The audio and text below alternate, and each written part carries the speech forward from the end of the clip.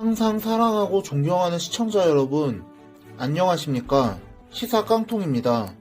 저는 지난 방송에서 문 대통령이 19일에 열린 제1회 청년의 날 기념식 연설에서 공정이란 단어를 37차례나 사용하면서 공정은 우리 정부의 흔들리지 않는 목표라고 밝히면서 분노한 청년들의 마음을 어떻게든 돌리기 위해서 노력했지만 당신이 무슨 자격으로 공정을 입에 담느냐는 분노 어린 비난만 들었던 사실을 다뤄드렸던 바 있습니다.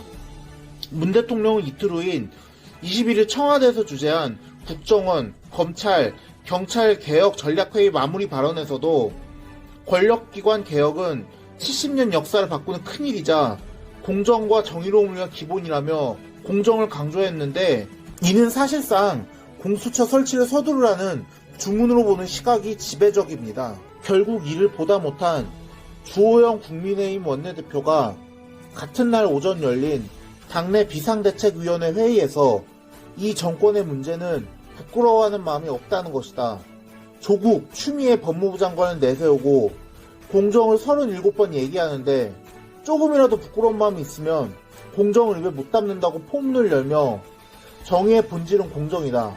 공정을 다 깨고 정의를 외치고 공정을 37번 얘기하는 게 믿기지 않는다고 문 대통령의 행태를 정면으로 비판했습니다. 그러면서 주 원내대표는 국민의 믿음이 없으면 나라가 못 선다. 대통령이 국민들의 신뢰를 잃어간 상황이 안타깝다. 참모도 돌아보시고 제대로 조언하고 보좌하라고 한탄했습니다. 또한 국회에서 현재 심사 중인 4차 추가 경정 예산, 즉 추경안을 통한 전국민 통신비 2만원 지급에 대해서는 이번 7조 8천억 원 중 무려 9,300억이 전국민 통신료 2만원이다.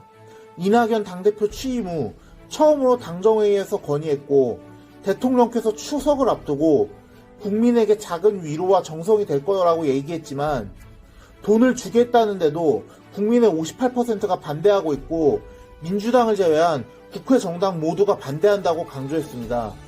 참고로 주 원내대표가 인용한 여론조사는 리얼미터가 YTN에 이래로 정부의 전국민 통신비 2만원 지원 결정에 대해 최근 조사한 결과를 말한 것으로 보이는데, 당시 조사에서 2만원 지급이 잘못한 일이라고 평가한 응답자는 58.2%로 조사된 반면 잘한 일이라고 답한 응답자는 37.8%에 그쳤던 바 있습니다. 아울러 주 원내대표는 심지어 민주당 내에서도 이재명, 김경수 지사를 비롯해 다른 의원들까지 반대한다.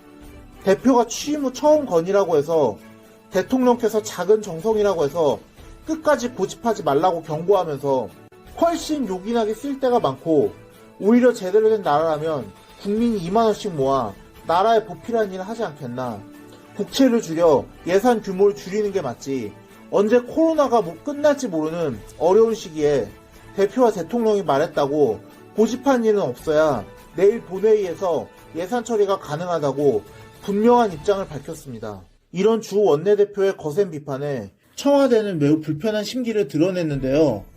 청와대 핵심 관계자는 같은 날 기자들을 만난 자리에서 공정을 강조한 문 대통령의 청년의 날 기념사를 주 원내대표가 강력히 비판했다는 질문을 받자 주 원내대표가 대통령의 진위를 어떻게든 깎아내리려고만 해서 참을 안타깝다면서 대한민국 대통령에게 기본적 예의는 갖췄으면 좋겠다고 답하면서 불쾌감을 그대로 드러냈습니다.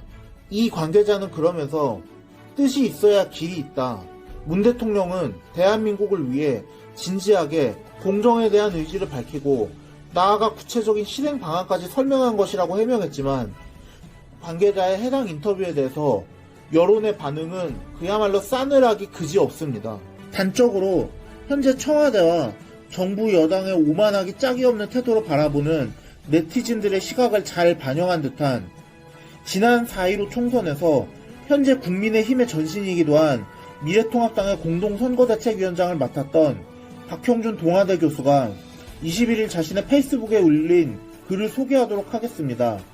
사실 박형준이란 인물에 대해서는 시청자 여러분들 사이에서는 호불호가 갈릴 것이라고 생각합니다만 이 방송에서만큼은 박 교수가 주장하고자 하는 메시지에만 주목해 주셨으면 합니다.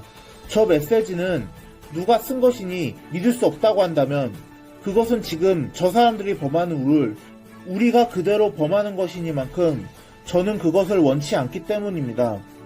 박 교수는 이 글에서 문재인 대통령의 청년의 날 기념행사와 관련해서 대통령이 37번 외쳤다는 공정은 한마디로 우리 편만 빼고 공정일 뿐이라고 지적하면서 청년의 날 기념행사를 보면서 정치적 부족주의가 날로 심해지고 있다는 생각을 하게 된다고 안타까움을 토로했습니다. 이어서 박 교수는 엄마 찬스를 쓴 추미애 장관의 아들이 바로 불공정의 표상이다. 국책연구기관이 마음에 안 드는 분석 결과를 내놓았다고 적폐로 보는 그것이 바로 권력의 힘으로 학문과 연구의 자유를 찍어 누르는 불공정이고 가장 공정해야 할 선관위원회 노골적 정파 대변자를 추천하는 것이 바로 불공정이다라고 현 정권의 행태를 꼬집었습니다.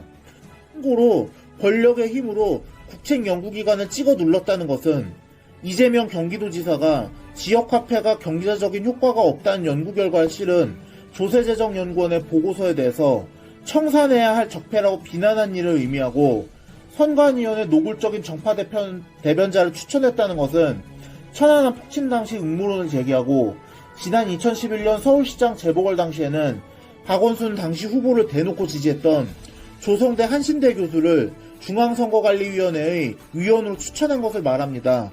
둘 다 상식적인 선에서는 이해가 가지 않는 일임에는 틀림없는 일입니다.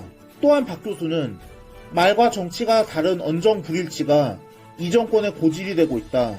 이를 메꾸기 위해 세계에서 가장 바쁜 BTS를 청와대 이벤트의 수단으로 삼으면서 일개 비서관이 내가 주는 선물이라고 말하는 이 행태야말로 국정을 쇼로 전락시키는 일이라고 청와대가 주최한 청년의 날 행사를 조소하면서 문제를 성찰하고 고치려는 진지한 태도가 국정의 정도지만 지지율 방어가 이들에겐 더 중요한 듯하다.